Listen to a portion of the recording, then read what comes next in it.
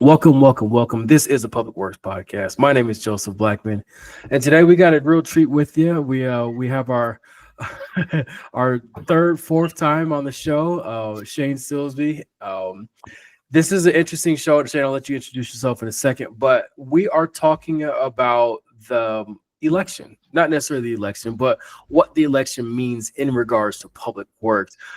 Shane, go ahead and introduce yourself and then talk about why you're, I guess, qualified or willing to talk about such a touchy subject and how we're going to skillfully articulate this show without being biased and, and how we're going to lay out facts and make sure everybody gets what they need. Yeah, thanks, Joe. And thanks for having me. As always, happy holidays to you and your family. And real quick, Shane Silsby, I'm the CEO of Silsby Strategic Advisors after 20 years in local government service, both in cities and counties across the country, Michigan, Arizona, and California. And then since I specialize in the infrastructure field in supporting local governments and trying to help them with their strategies, I do track the federal infrastructure funding and the machinations of what happened in DC, and we'll get into that more. But I know we're trying to talk about, the impacts of infrastructure or the way the infrastructure might be impacted, and not partisanship. To your point, right? We're not trying to talk about the partisanship. We're just trying to say, what are the impacts? Yeah, we're talking more so policy instead of politics. You're familiar with sports. There's winners and there's losers. When you at the end of the game, when the clock buzzes, if you have more points than the other opponent, you win. If you have less points, you lose. Same thing in football, same thing in track. If you cross the finish line second, you are second place and not a winner. For some people, they won the election. For some people, they lost the election. And the beautiful thing is about elections that still half the country won and half the country lost, which encompasses a lot of good people, in this country. So regarding the 2024 election, what were some of the outcomes? What can we, before we get into certain policy, what are some of the impacts and the shifts of infrastructure funding and how that's going to be delivered? Yeah, and that's the challenge of a two-party system, right? We have winners and losers. That's the way it's set up right now. But what we look at is on the policy side, how, in my case, how are local governments going to be impacted? How are your communities going to be impacted? So what happened in the election? Everybody knows on the presidential side, they know who won, right? We have a Republican as a president-elect, but people may also know or need to be refreshed that the Republicans now control the House, the Republicans now control the Senate, and effectively the Supreme Court. So all three pieces, the executive, judicial, and legislative elements of the government, are controlled by basically the Republican Party, which means that there could be a pathway to executing legislation without a lot of opposition. And this is somewhat similar to the situation we had in 2016. We had the Republican president, Republican House majority, and Republican Senate majority. And so we can use that to maybe draw on what might happen here. And then, of course, when we look at the administrative appointments and things like that, and I focus on the Department of Transportation appointment, we can talk about that a little bit. But the main thing we're looking at, so that's what happened. And then for public works and infrastructure, the biggest thing that's happened in that industry from the federal standpoint is the bipartisan infrastructure law, 1.2 trillion over 5 years. And we can talk about that a little bit more, but basically 3.5 to 4 years of funding has been approved, both on the formulaic side and some on the grant side. But there will likely be a shift in how that funding is viewed as we go into the next administration. So that's the big thing we're looking at, is we have funding that still needs to be obligated, which is kind of the definition of authority to spend for people that have already won their grants, and then we also need formulaic dollars to be allocated for the last fiscal year by the new Congress, which is considered to be the 119th Congress coming into session in 2025. Gotcha. And like you alluded to before, so we had Trump in office 2016. We had Biden in office. Trump is the president-elect. But what does that exactly mean? We kind of know what Trump wants to do or did during his presidency. We know what Biden did during his presidency. So what do you think are some of the hot button items that Trump is going, like his marching orders now that he won the presidency? Yeah, some of it just comes from talking points, right? We won't know until the president-elect actually takes office, the cabinet is fully in place, and we start to have executive orders roll out or policy statements, or Congress, right? The way it works in DC, Congress creates the bills and then they vote on it between the House and the Senate, and then the president's supposed to sign it into law. Executive orders are without the authority of Congress.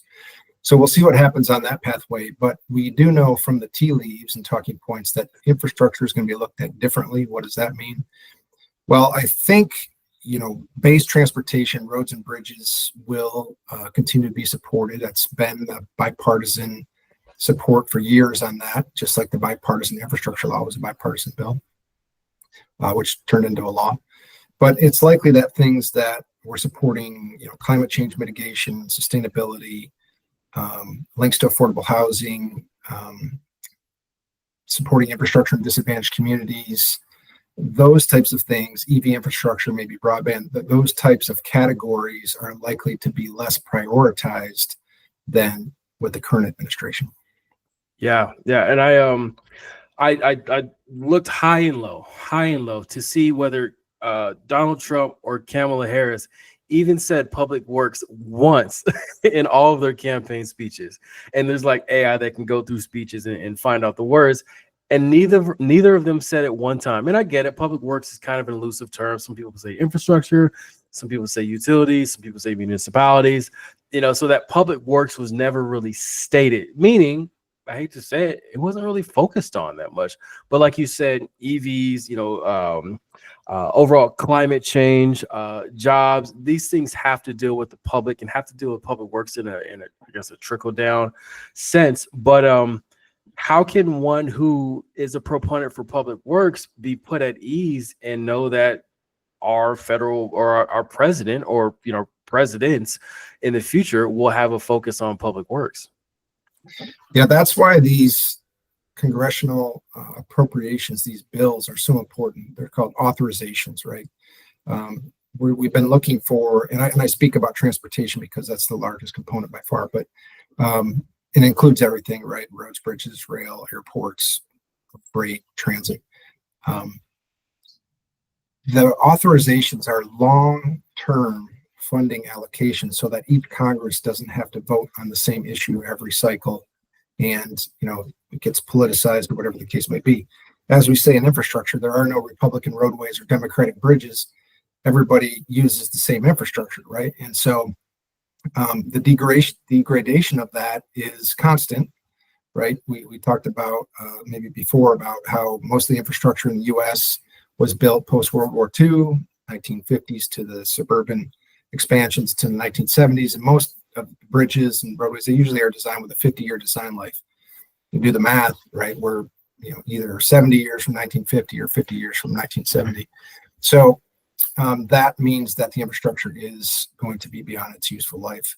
And that's why we continuously see every year a big bridge fail or a port disaster or whatever the case might be. It's just that it's not keeping up, right? The maintenance of it isn't keeping up. It's not that these facilities aren't being maintained. It's just that at some point there's a replacement that has to happen. And so when we're advocating, we need to think about that. But the other piece of that is funding. And you mentioned trickle down. People might think, well, I have a local tax initiative in my community. I pay taxes here. We have state gas taxes. And so we get some funding. We can pave some roads and do some things like that. But you do pay federal taxes.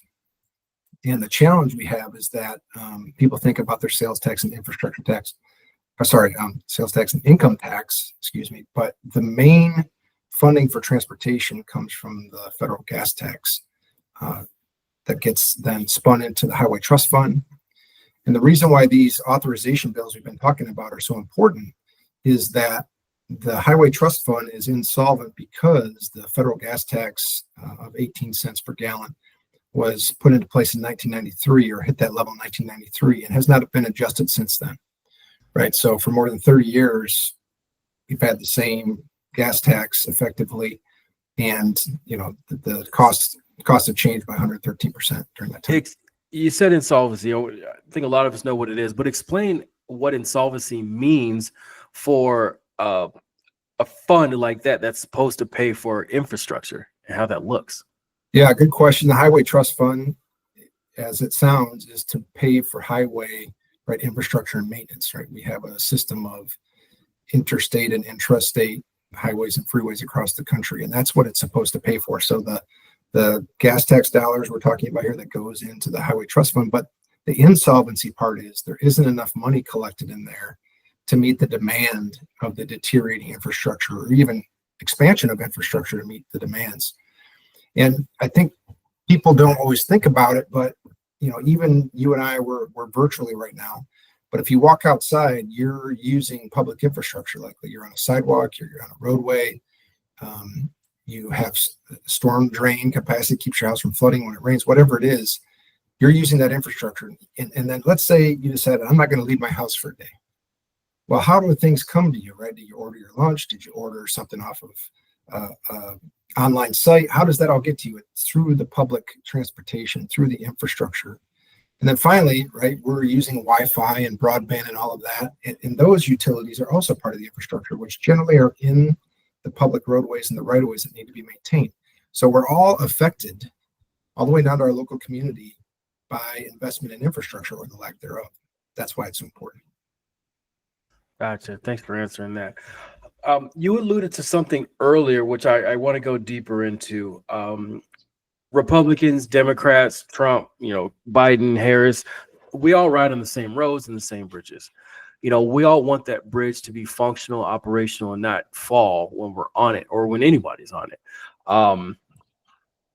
What would you say is the catalyst that let's say Trump wanted to fund infrastructure versus the Kamala regime would want to fund infrastructure? Because there's multiple ways to get something done, or multiple pots where they can get money from, or ways to fund something. What are those different ways, and what do they look like in action? Yeah, to supplement the infrastructure funding we're talking about. So the Highway Trust Fund funds at this level to meet some of the demands. You need to go up to get to that delta.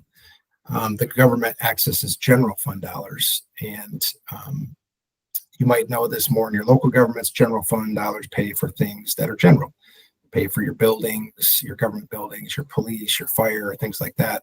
Whereas dedicated restricted funds like your transportation dollars have to be used for transportation infrastructure. So when the federal government makes a decision like that to move general fund dollars, which they could put towards any initiative, a social initiative, whatever case might be, that's why it's such a big deal to get that movement over to fund something that has a foundation of a restricted funding source. So regardless of the administration, we're hopeful that infrastructure will still be prioritized and not used on something that has less return on benefit. Right? If you went through the federal government and you looked at all the things that any administration spends dollars on, you might look at it, okay, like defense spending, you just need that, but there's not a huge return on that investment. There's a reason for it, but there's not a huge return on investment. Infrastructure has a direct return on that investment. You can look at all the calculators you want about, number of jobs created and the way it helps the economy, and, freight across the country, right? Moving goods and services and people, the port infrastructure, airports, all of that is how we have a robust economy. And it does lend itself towards national security, which was a key point you might have heard in World War II. They said that's one of the reasons why the U.S. Was able to participate, is they could move from coast to coast with the infrastructure. Yeah. Okay. Before we move on, the funding cycles. So there's still I guess, money to be handed out, passed out to cities, communities, to America. What does that look like? What's left of the fund, and how are people getting this money?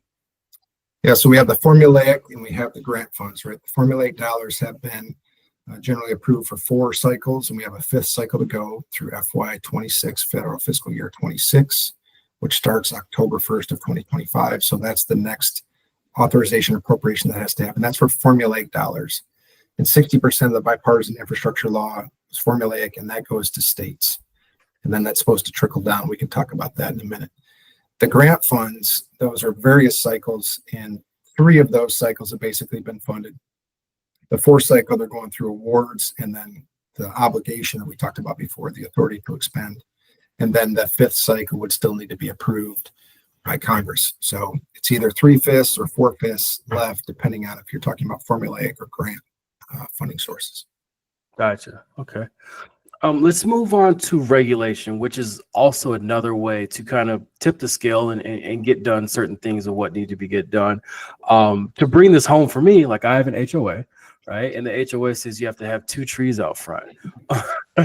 2 trees for me, 1 tree, it leaves a whole bunch of leaves, and the other tree is fine. So I'd like to cut down that tree that does leave down a whole bunch of leaves and flowers. And I kind of consider it the same way on the federal level. Like when we force these, dump sites to do, thicker lining to be able to not let things seep into the groundwater. When we force these power plants to have only so many emissions, when we force these, these shipping companies to have so much, CO2 exhaust or fossil fuels put into the atmosphere, there's a cost associated with it.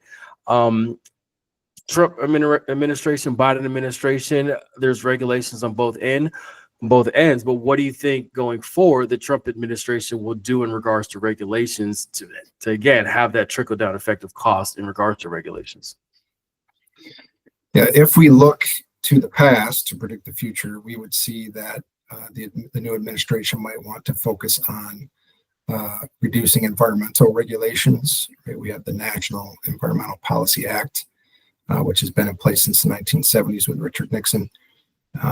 That was targeted in the last administration, last time Trump was in office. Now, that didn't tend to get through all of the bureaucracy of the federal government and have that much of an impact from my perspective. But there were discussions about that in public speaking engagements and things like that. And then on the climate side, right, there was some efforts to roll back like emission standards for vehicles and things like that, and increase the ability of fossil fuels to be enacted as an energy source. So those things could come back. One of the challenges I think on the concept of deregulation is that it normally takes a while to get through the system, right? Because you might say one thing, but then you go to implement it. There's all questions, and I'll take the EPA for example with PFAS, right? Forever chemicals, and the water side you mentioned liners. For those forever chemicals, it took 20 years to just regulate 2 of those, and that just happened, and then now they're going to go into lawsuits on those probably. In the meantime, 16 more or more chemicals were created that are not regulated. So it takes a long time to figure out regulation, and then the deregulation also has to be looked at for impacts. But what I would say is it's normally going to help private sector elements, right? Government agencies are less likely to, not follow the standards or stricter standards, right? Because we're held to a higher standard as government agencies. So less impact on public infrastructure, more impact on private side. Sure. And then there's some people out there scratching their head. They're thinking, okay, well, all right, Trump won, Biden, Harris won. Who cares? What does it have to do with local government?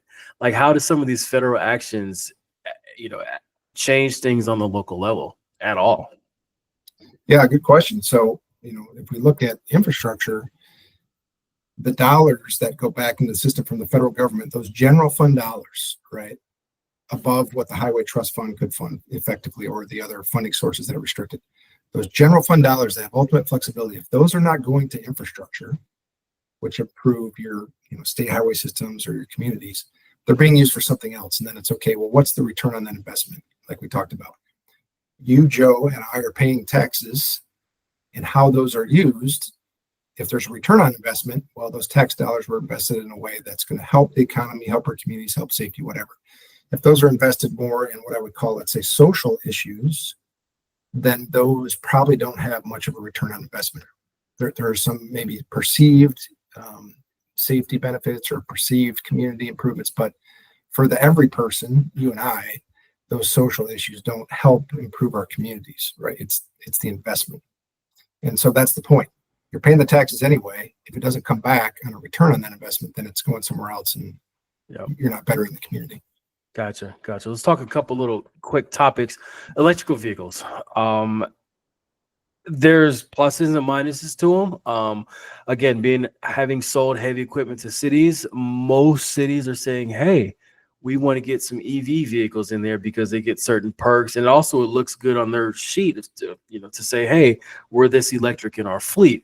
What do you think moving forward with the new administration, electrical vehicles, will they get the support that they need? Will they get the grid that they need? Will the push slow down under this new administration? What are your thoughts? My thoughts are it's unlikely that EV will be supported, that the electric vehicle charging network funding will be supported. It's unlikely. There have been a few talking points which are pointing at that anyway, because that's considered a climate initiative to the new administration. And so that is counter to their talking points, which is unfortunate. Transportation is the largest emitter of greenhouse gases, right, of anything, all the vehicles. And so heading towards EVs is just one of the ways to deal with emissions. But there are issues with that, right? So we talked about the insolvency of the Highway Trust Fund and the federal gas tax dollars not covering the costs. Well, EVs aren't paying, right, gas taxes. So they might pay a little bit more on registration, things like that, but they're not paying the same way that the other users are. So that creates a challenge. And then those vehicles are heavier, right, on a pound for pound basis, and which deteriorates the roadways faster. Gotcha. I was talking to somebody out of Utah, and all around the country, there's data centers being put up. These data centers, they could be just cloud storage. They could be storage or computing power for AI. And these things suck up a lot of water because they have to be cooled. You would think it's just a big warehouse with no windows, but no, like it's a lot of stuff inside, and those computers need to stay cool. And a lot of these companies are using water. And she was saying that yes, these some don't want to use recycled wastewater or gray water to cool. They want to use fresh water because there's certain implications in that. What are your thoughts on moving forward in this next administration? Because I've heard some talking points on Trump talking about these AI data centers and how much water and power they need, and can our grid support it? What do you think is going to happen moving forward? Yeah, that's a good point, and a lot of people might not think about that as infrastructure, but my understanding, you can research this, or your viewers can, but doing a search or using ChatGPT or whatever element to do an AI search takes 8 times the energy, the power, as just a regular search. And so as people get more, double check it, but it takes more energy, right? And so not only are you building these new facilities, the facilities are taking more power, and our grids are already having reliability issues because of their age, and storm events and different rising temperatures, things like that affects the grid reliability. You're taxing it more with the new AI power needs. And then water, of course, is a resource we're still trying to figure out across the country. Gotcha. What do you think I'm missing in regards to some of the hot button topics, things that you've seen on the city county side for municipalities, and how they can be affected by kind of to go in line with your book, a meteor coming into our society and invoking change and wanting to, change things up? Yeah, I talked about this a little bit in the book, Managing for Meteors, but it's about, getting organized, getting prepared. So it's just like this issue right here. We have a change in administration. This is a meteor to some extent. That means it's going to happen. As a local government, you're not going to control it. You can only react to it. And so we need to consider it under those elements. But workforce development, right, is a big one that comes up over and over. And that was talked about a little bit by, I think, the Harris administration. I haven't heard much of that from the president-elect. That doesn't mean they're not thinking about it, but I just haven't heard that. And that also affects the economy and the ability to implement infrastructure is your workforce, right? Minorities make up a big percentage of that construction workforce. There's concern there. If you're not focused on education, that's difficult to bring a workforce along. Indirectly, healthcare has a little bit to do with it. If you don't have a healthy workforce, hard to get things done. So that will be interesting to see how the new administration takes a look at all those dynamics. Yeah, yeah. I was in Dubai in 2019, and it was interesting because the the Emiratis, the Arabs in Dubai, they weren't the working class. The working class were the Vietnamese. And if you look at every skyscraper, every construction site, they were all Vietnamese. And you talk to one and you say, hey, like what's up with this? It's like nobody swinging a hammer that's like Arab. But they're like, no. And so that got me thinking. And of course, being in public works now, it's the way we look at immigration, the way we look at our workforce. I do think that there will be a time where we will have a subset of people, not sure what race, nationality, creed, or where they're from, will be monitoring our infrastructure, or will be, over, our infrastructure. Do you think, and again, I don't want to get political or biased on this, but I do think that there's a certain part of immigration that can help. Of course, I'm biased. I feel like if you can watch a video on how to fix or operate something, you can work in, one of our departments and put a road together or fix a pump. So what do you think about our aging workforce and not being able to backfill it with Americans, but finding, other nationalities to be able to do that for us? Yeah, difficult issue. I think that when people speak about immigration broadly, they're lumping a lot of different categories together and forgetting about like the North American Free Trade Agreement, where we're bringing people in from Canada and Mexico in areas of need for the U.S. So if you want to have a highly functioning economy, you have to have workers to do that. And so, it's difficult when you start to put pressure on the workforce, especially when we think about white collar versus blue collar workforces. There's nothing wrong with either one, but we're finding traditionally Americans maybe more looking at the white collar opportunities, and maybe others looking at the blue collar. You have to have both, right? You cannot build infrastructure and maintain it without a blue collar workforce, right? Yeah. So you have to have that component. Yeah. Sure. Tariffs. The sticky subject of tariffs. Trump is big on tariffs. He wants to tariff everybody. Again, having sold trucks, a lot of our components come from overseas. These chassis companies, whether it's Freightliner, Peterbilt, Kenworth, they get a lot of things from overseas, whether it's steel or whatever. And these products, are bought at a certain rate overseas or shipped over here. And if there's an issue at the port, if there's a port strike or COVID, that's that proverbial meteor that can screw up the supply chain. What do you think tariffs will do? And put your economist hat on, to certain things that cities need to be able to operate efficiently? Yeah, it's an interesting one. And sometimes people don't think about the way the whole infrastructure network works for freight movement, right? If you're in Iowa or Kansas, where are you getting that TV from? Or where are you getting those materials from? Or where are you getting those raw materials or supplies? A lot of it's coming from the ports. So you have to get from that port into the middle of the country, into other metro areas. So, tariffs are putting a tax on imported goods that is paid for by the people on the receiving end of those products. So that means, if the local governments are having to acquire materials, let's just say steel, for example, from an out-of-country source, and then tariffs are implemented on that, the people receiving the goods are the ones paying the tariffs. So local governments actually be paying more for that material. So I think that's the challenge when people talk about tariffs. Yeah, you might bring in more money, but it's money coming from the U.S. community's citizenship, not being paid by somebody outside of the country. That's the challenge in implementing tariffs.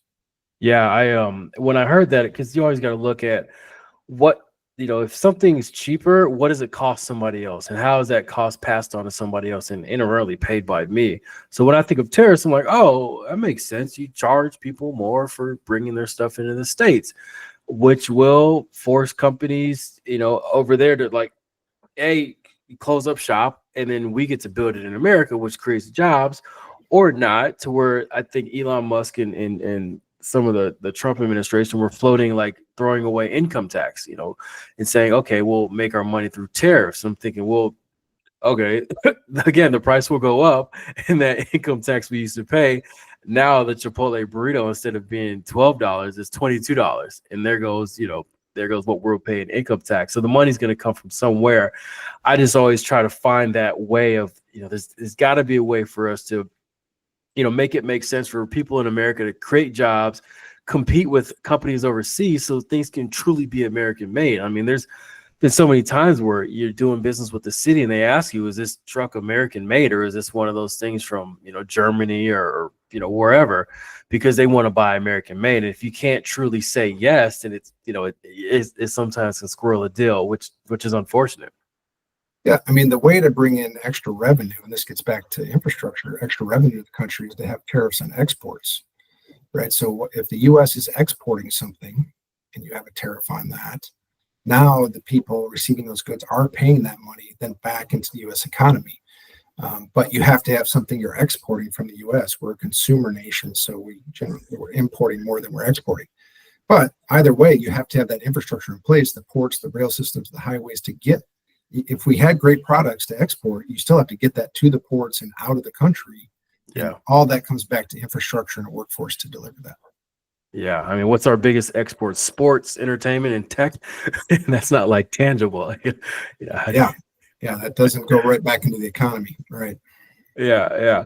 In regards to recruitment, I always look for, because I see these statistics of, in the year 2030, we're going to be 400,000, operators or mechanics short in the diesel field. What do you think a presidency or an administration can do to change something like that? And again, like going back to the talent pool, why aren't they talking more about that? Do you think they even know about, these things? And then what are some things that could be done to be able to increase that talent pool? Yeah, there's more focus on workforce development, I think, than there has been in decades. But there also has to be an acceptance of it by the workforce, right? So that's one of the things that, when I look at, we statistically have the best economy in history since the 1930s, Franklin Delano Roosevelt and the Big New Deal. The economy is that good. Unemployment is the 50-year low. It goes up and down, but let's say 2% or whatever it is. So then the issue becomes who's working in what job, because I think people misalign the economy with their job or inflation, right? They're different things. And so, in a good economy, you can have workers that are out of alignment with where the investment is. And I think that's more of what's happening in the US is somebody might not want or might not feel like they can cross-train or skill up or whatever to shift over, into where the economy is headed right now in 2025 versus when they started their job maybe 30 years ago. If you're not willing to shift over, you might find yourself without work and then thinking that it's a problem that the federal government needs to solve. Okay, maybe, but maybe it's the workforce itself being willing to shift over into another line of what their industry is. Yeah, that makes sense. What do you think our listeners can do to, I guess, advocate for themselves to say, hey, whether you won or lost the presidency, what can both sides do to advocate for themselves as individuals? Yeah, good question. And we talked about, what happened and what that means for infrastructure, why it's important to have infrastructure positively funded at the federal level. It can affect local communities. It will affect those. So what do you do about it? Well, you need to work with your congressional members, right? You can work through trade associations and groups like American Public Works Association, like we do, or American Society of Civil Engineers, or National League of Cities, or whatever your trade association is in the infrastructure field. You can work through those groups. But also, I find it's great. It's just as effective sometimes to call your Congress member directly or write them an email. And And I usually get responses to the emails that I send. So you can just go to the link. We can probably put it in the notes, but I think it's just congress.gov/member/find-your-member. That website comes up, put your address in, that'll tell you who your Senate delegates are and your House of Rep delegates are. And you can send an email to them. And all you need to say is, look, the bipartisan infrastructure law is the largest investment in infrastructure funding in the history of the country. We need to continue to fund that under the new Congress. That's it, right? That's it. If you just push that out there, because we have congressional members that are coming into office for the first time in January that have never been in federal government before. And they're going to have talking points and policies and speaking to their base to get elected. But that's a different group of people than who contacts them once they're actually in office. That's true. Right. So you need to get to them early and let them know that infrastructure funding is important. Right. So if everybody did that, I think Congress would, understand that's a priority for the country. Gotcha. Okay. Well, what did we miss? We talked about policy, not necessarily politics. We talked about the new administration, where it can go. Again, I've been through 4 presidencies since college, and not one has really changed my life that much. A lot of them say what they're going to do and not much happens. And, it's just kind of like, again, the Warriors win versus the Atlanta Hawks losing. Like, okay, I still got work in the morning. So what do you say to people out there who feel like they might have won, feel like they might have lost? But again, what can they do to make sure that life goes on for them and that they're still okay? Yeah, it's always interesting, especially with infrastructure funding. Like, it takes a long time to design and build a $50 million bridge or whatever it is, right? So the challenge is that federal funding is coming through the system, right? It's like the snake eating the rabbit, right? It has to work its way through the system until you really do see that potential impact in your community directly, or in your commute, or when you're driving to another community, or improvement at the port or the airport or whatever. It's going to take a while for that to get through. The challenge is we can't see what would happen if that didn't come through, right? We can't see that outcome. Yeah. We just have to appreciate what is coming through and then push for that to continue, right? And on the trickle-down approach, one of the things that the president-elect, I think, and his maybe transportation secretary talked about a little bit, who does not have transportation experience, but is that they want to push more money to the states. And that is kind of, maybe reducing the government. And that's the other thing on the workforce side is the new administration has talked about reducing the federal workforce. If you reduce the federal workforce, then all these programs slow down or stop. But if the goal is to push more money to the states, well, we've already seen through the bipartisan infrastructure law that in almost every case across the country, the states are not getting the money down to the local governments. So that's the challenge with that approach. So grants go directly to local governments, but the formula goes to the states for transportation and then down through the state process. And so there's an arm's length for local communities to get that money. So if the new administration says we want to do more of that, that could end up being a problem where your state highways get more money for maintenance, but your local communities don't get that return on investment that we've been talking about. Gotcha. Yeah, he is big on smaller government pushing more power to the states, which, neither here nor there. I understand what he's saying, but I mean, if there's data that shows that this money should be getting to the ground quicker and it's not, then we have a bottleneck somewhere. You probably have a better idea where that bottleneck may be. I appreciate Elon Musk and stepping in there and looking at government efficiency, seeing what's really going on and why these things take so long and what happens. But again, we truly never know. I mean, we're not sitting next to these federal employees and seeing what they're doing all day, every day. But as somebody watching from the outside in, it looks like, okay, if Trump is trying to push more power to the state or push more responsibility or ownership to the state, let's see if that actually works or not. Yeah, I think the challenge there is that states have different priorities than cities and counties and local governments. Nobody lives in a state agency, right? You live in a city or a county, unincorporated county. So your elected officials, right? Your mayor, your city council, whatever, that's where you live. nobody lives in a state agency, right? And so to give that money to the state agency, they're going to have a different priority than if it went to your county or your city that you live in. That's the challenge, I think. Different priorities. Yeah, gotcha. Okay. Well, it is 2024. We've got we know who our president-elect is, and it's a meteor, and it's coming. It's going to hit Earth in a couple months, and we're here. So, anything you wanted to say before we get out of here? No, I just want to thank you for your time again and your advocacy in public works and infrastructure. These are not easy issues, right? That's why it's important to be talking about them and trying to get people to, you don't have to agree with everything we're saying, but just take action, right?